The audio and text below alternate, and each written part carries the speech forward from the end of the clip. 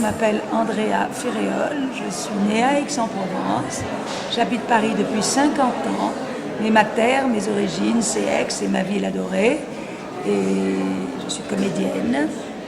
J'ai fait 100 films, 80 télévisions et 25 pièces de théâtre.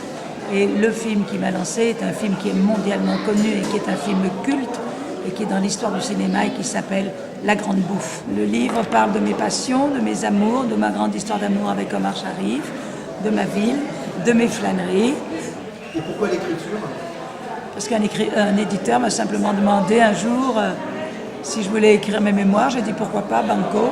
Et voilà, le livre est sorti le 6 avril, il y a donc 2 mois, et il est déjà en réédition. C'est vous qui l'avez écrit, ce livre? Je l'ai écrit en collaboration avec une dame qui s'appelle Joëlle Gare. Il y a beaucoup de choses qui m'énervent. La CGT, par exemple, qui fout en l'air un pays qui s'appelle la France et qui, voilà, c'est terrifiant. Ça m'énerve beaucoup parce que le pays a besoin de travailler, le pays a besoin de se remonter, et eux, ils font des grèves sans arrêt, qui détruisent le pays. Voilà, nous sommes à l'ère de la communication et plus personne ne communique.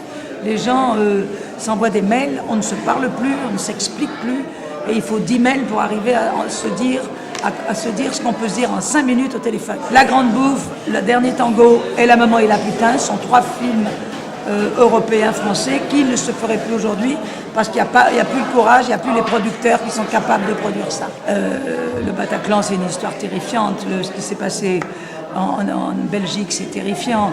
Non, il faut continuer à lutter. Cette violence gratuite, cette violence, pour exister, je la trouve épouvantable. Je trouve que pour se faire exploser, il faut avoir une folie dans sa tête et un courage hallucinant, mais en même temps, ils se font exploser eux, mais ils font beaucoup de morts autour. Oui, c'est une secte, mais c'est au-delà d'une secte. C'est au-delà d'une secte. Ça, regardez ce qu'ils font en Syrie, regardez ce qu'ils font en Irak. C'est au-delà. C'est des gens qui veulent régner sur tout le monde entier, qui veulent imposer leurs lois, la charia et tout. Je ne suis pas d'accord.